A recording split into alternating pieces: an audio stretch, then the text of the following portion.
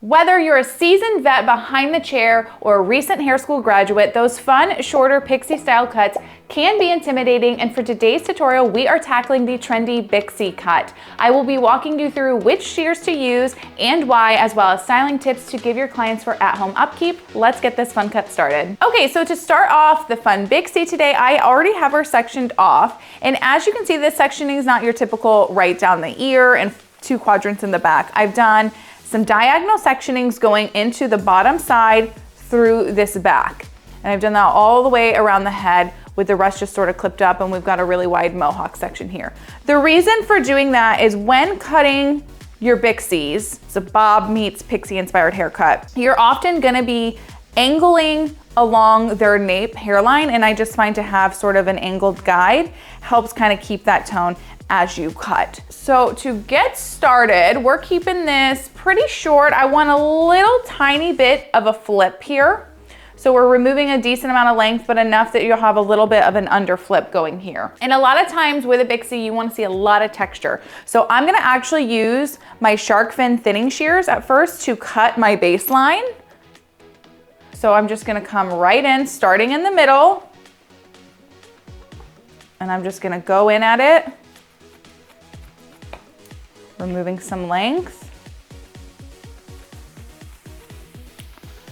As I come into my side corner here, I'm gonna take out her ear part. I'm gonna angle my fingers up at an angle. So we're gonna be creating that shape going up into the sides of the head. And I'm gonna do the same thing. My shears are at an angle, cutting.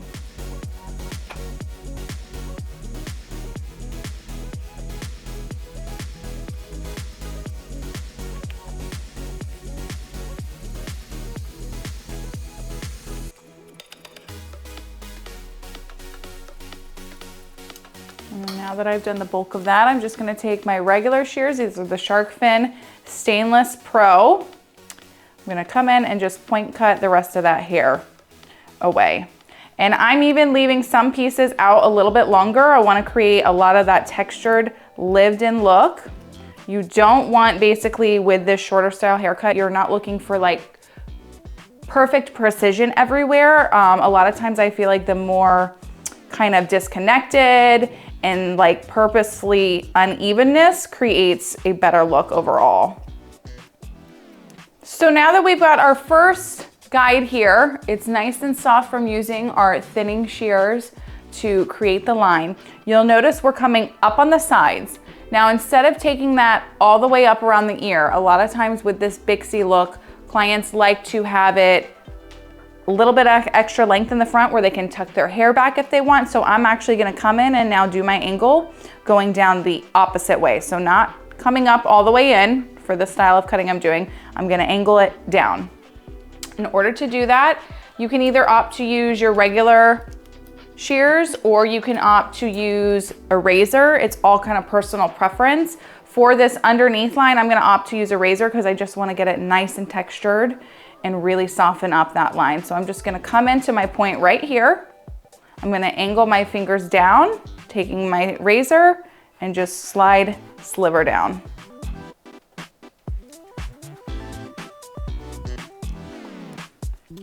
So let's put it right at her chin. I might bring this up, but I'm also gonna be doing some nice face framing. So for now, I'm gonna leave that and I'm gonna match it up on this other side here. We're coming into our shortest point here, taking our razor and just going down with it.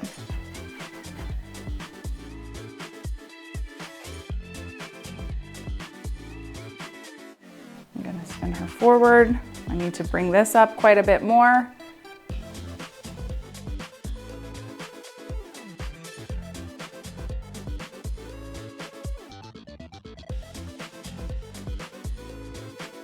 And then that is matching up good for now. Again, I'm not too worried about this length right now being super precise because we are gonna be doing some nice face framing. All right, so now that we're gonna be moving in to create more of our back section, I'm gonna sort of go back into a little bit of the traditional ear forward parting, but I'm still gonna continue to come up at an angle with my sectioning for the back.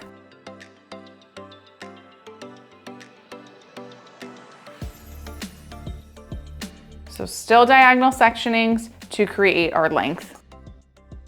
Now I'm gonna go back to my regular shears at this point. I don't use a razor a ton. I like doing it to create texture in some spots, but my overall cutting, I typically tend to use my regular shears. So we're gonna treat this similar to a bob, where you're bringing out, creating a little bit of a light stack. And I'm just gonna go in really deep point cutting. Think of it as like peaks and valleys. Again, we're not trying to create like a perfect, you can make this a really precisioned haircut for sure, but I like creating a little bit more disconnected pieces. It helps keep that texture in there and that mess. I find that most of the Bixies have that really messy textured look to them. So my personal preference with cutting them is keeping it a little bit more disheveled. Again, I'm trying to separate at that ear. I'm not trying to go all the way forward. I still am at an angle with my hands and cutting into it. All right, we've got our nape section is cut. This is like the base of the haircut. We're right below the occipital bone. And I'm gonna take my next section, still gliding down at that diagonal.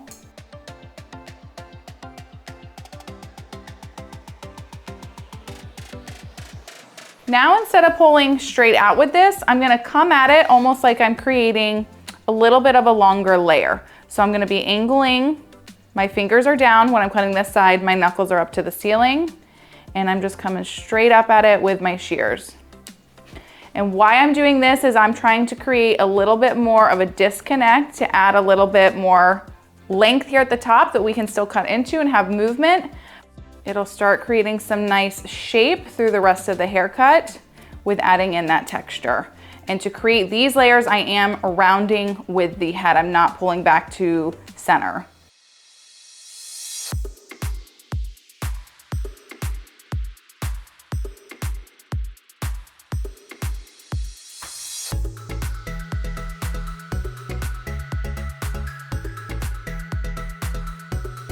We've got a lot of movement going on here, a lot of texture. You can come in and see how it's lining up. Again, I don't necessarily want it to be like picture perfect, even everywhere, but you'll still go in through with your shears and kind of see where you need to bring it up.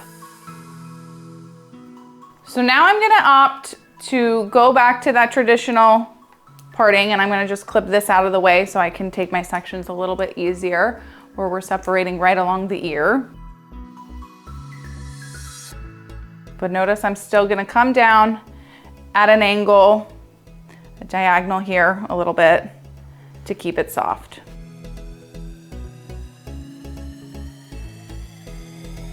We're gonna come out with it and cut.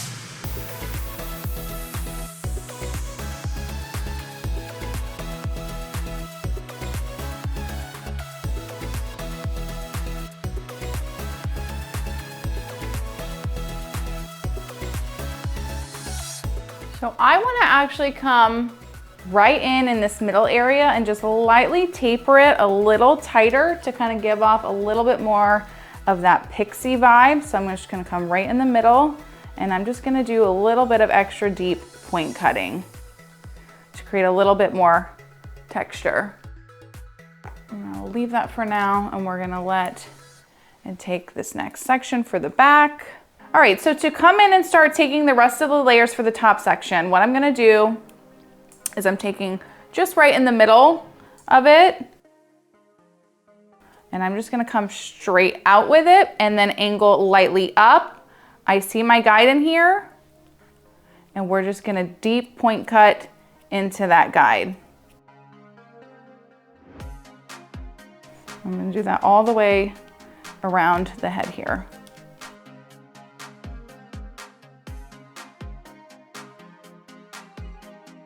So the way I'm cutting these layers now is similar to how I would do a little bit of a bob. Once you get to that occipital point, I like to angle my layers going up.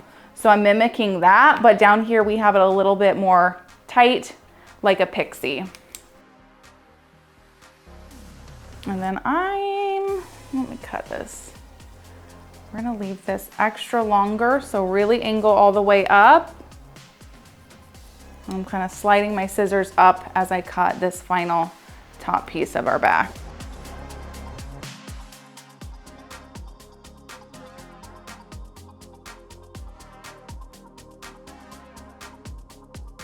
So notice I still have all of this top is cut up, or sectioned off, I should say, and we're gonna come in and let down the rest of the sides to just match this up.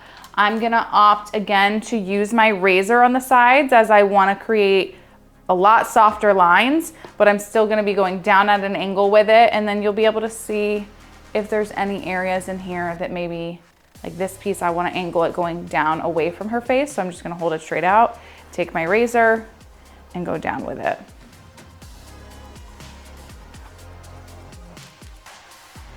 And then if you were to use your regular shears, you would just hold your fingers at an angle and point cut into that.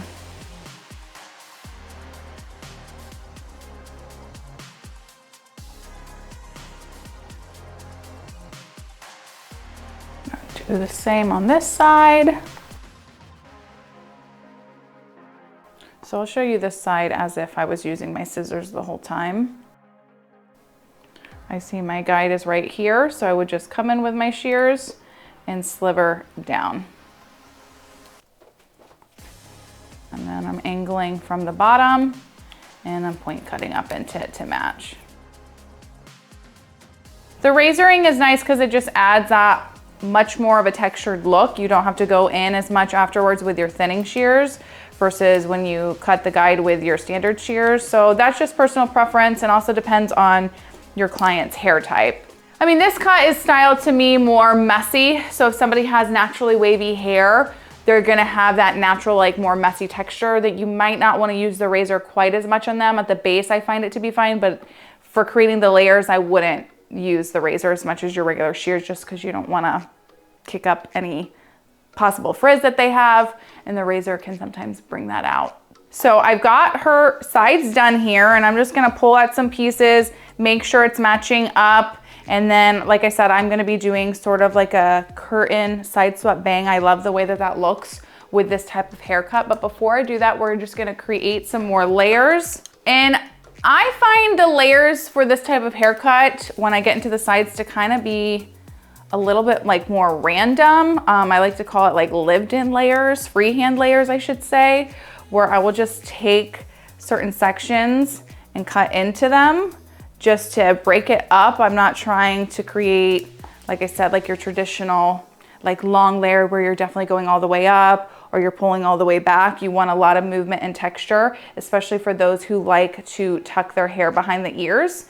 They have a lot more movement to play around with, I find, versus if you're kind of sticking to the traditional type of layers.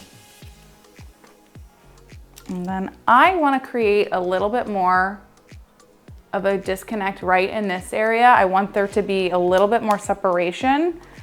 So I'm going to take out a little bit more length right here below her ear. So I'm just angling my hands. I'm keeping the length in the front, and I'm just cutting into that in this area right at the base of her ear.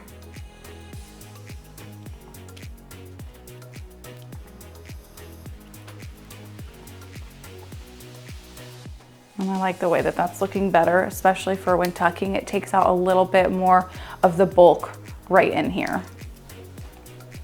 And then I'm gonna create that same look on this other side. I've got the base of my ear right here. My hands are angled, and we're cutting and going down to the longer spot.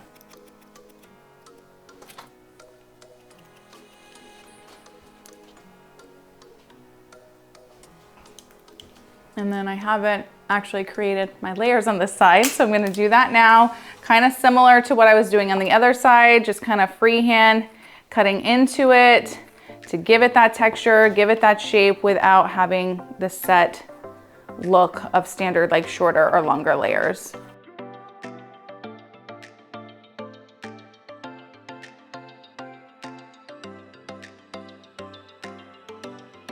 And then before moving into bringing down our top, I'm just gonna feel through it, see how it's feeling. A lot of times I would ask the client at this point to kind of feel through their hair, see if they want it taken in tighter anywhere or not. But for now, I'm gonna leave it and see how it's looking once I get the top blended in.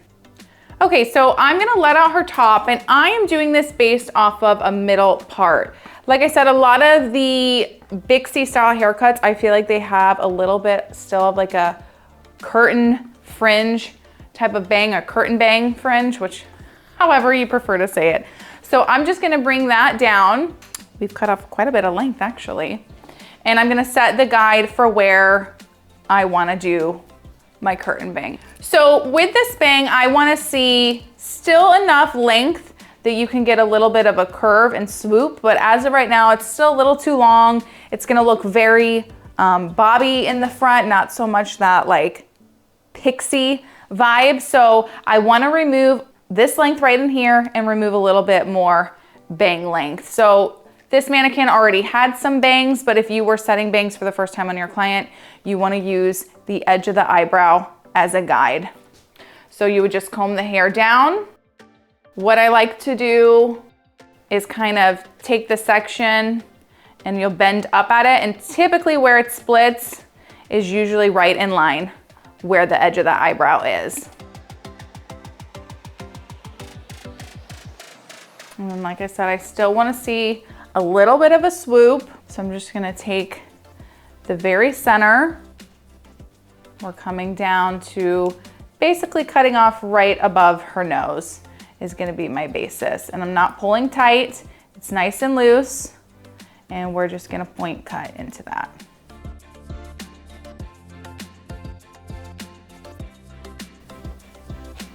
So we're gonna split it right in the middle, and we're just gonna follow this shape down the rest of the way. So I'm gonna come in with my hands at an angle. Fingers are pointing up. The way your fingers point up will depend on which side of the head that you're on. So my hands are going up, my scissors are at an angle, and I'm cutting up to match my guide. I'm gonna do the same on the other side. Taking just a little bit at a time. I'm not taking the whole section right away. My fingers are now pointing down. I'm coming to the longer point and cutting up into that. Then we're gonna come back over to the other side, and we're basically just gonna be creating that face frame all the way down through the rest of the hair.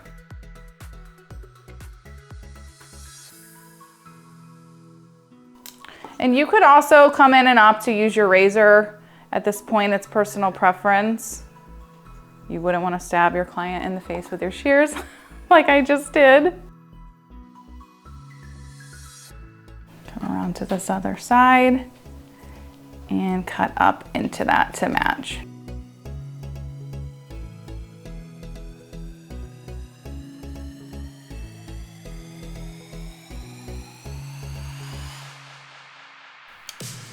Okay, and now what we're gonna do to match up the rest of this hair that's left out, that's longer, obviously, that we haven't cut, I'm just gonna simply take my razor, and what we're gonna do is we're just gonna be pulling the layer straight out, and I can see where my length is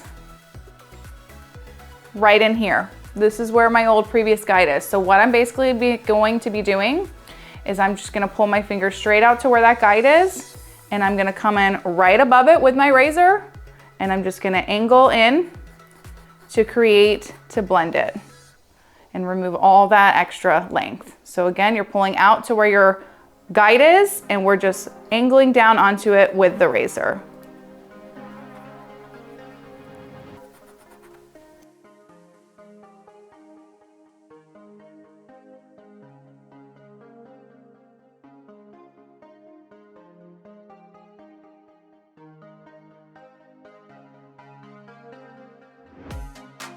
I can see my guide is right here. I'm taking my razor, and at an angle, I'm cutting down onto all the hair that's left. And all of that is removed.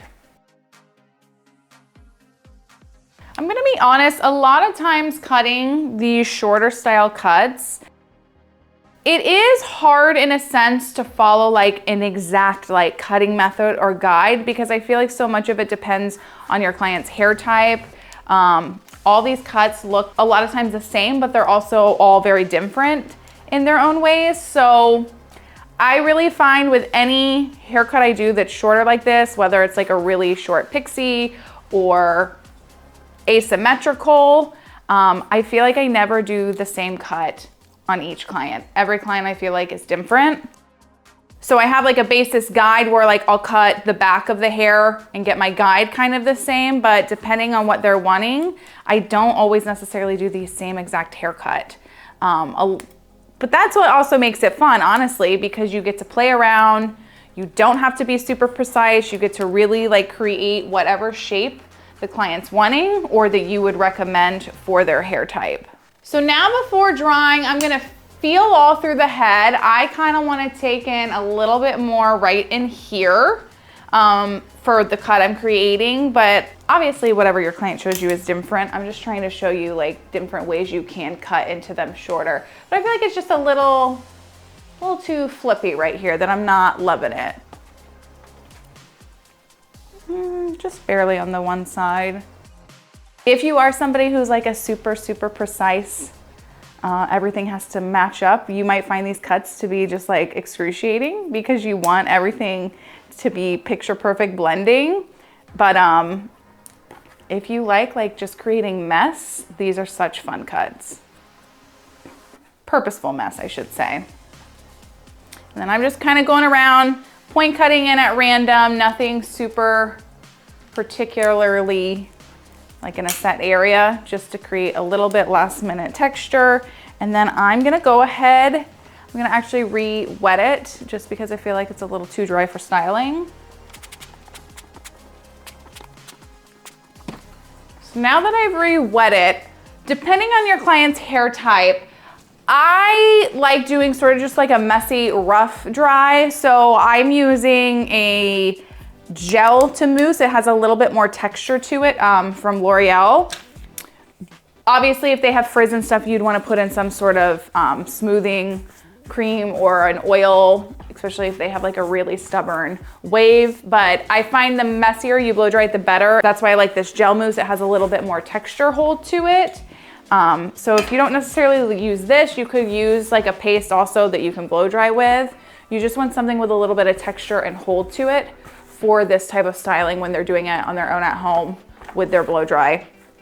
And then if they have fun wavy hair, they don't always even have to blow dry themselves, which is nice. But if they got stick straight hair, you wanna definitely be using a mousse with some hold or texture to it. And then I'm just gonna do a really rough blow dry everywhere, moving it with my hands. I probably still will use a brush on the bangs somewhat just to create that swoop and shape, but the messier, the better, I feel like. Okay, so we have got her dried. I just used a really big fat round brush to style the bangs. So what I like to do at this point is I like to feel through the hair, kind of look and see anywhere that needs some work. And I am not loving how thick the ends here on the sides feel on both sides. So I'm gonna go in and cut into those just to soften it up. Obviously, you would have your client feel through too if they want any specific points. But I'm gonna use my thinning shears. The thinning shears I have are a 40 teeth thinning shear. So they remove the good amount of weight without being like, they're not gonna leave any holes.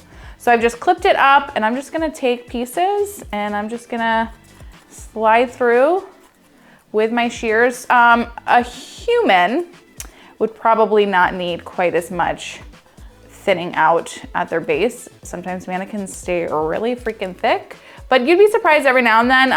I have several clients actually that do have like a really heavy line here at the end. So I do actually go in a decent amount and I will cut into it.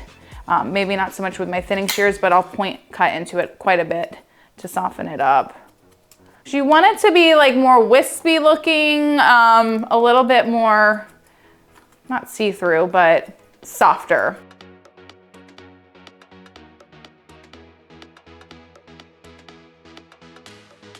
And again, I'm basing this off of a client who tucks, and that helped soften it up a good amount. And then we still got a little bit of a wispy bend here. So I'm gonna do the same on this other side. And this part is personal preference. I feel like I get people a lot of times who are like, you over texturize, oh my gosh. Obviously, like I said, a mannequin's hair tends to be like really bulky compared to humans' hair here, but you don't have to do this step is what I'm getting at if your client doesn't want it. Definitely don't do it if they don't need it. Maybe just a touch more over here. And I'm just gonna lightly soften up the bangs. That way they can go in there with a nice texture paste and really piece them up without them being too heavy. So they flow nice. And then I'm gonna come into the back.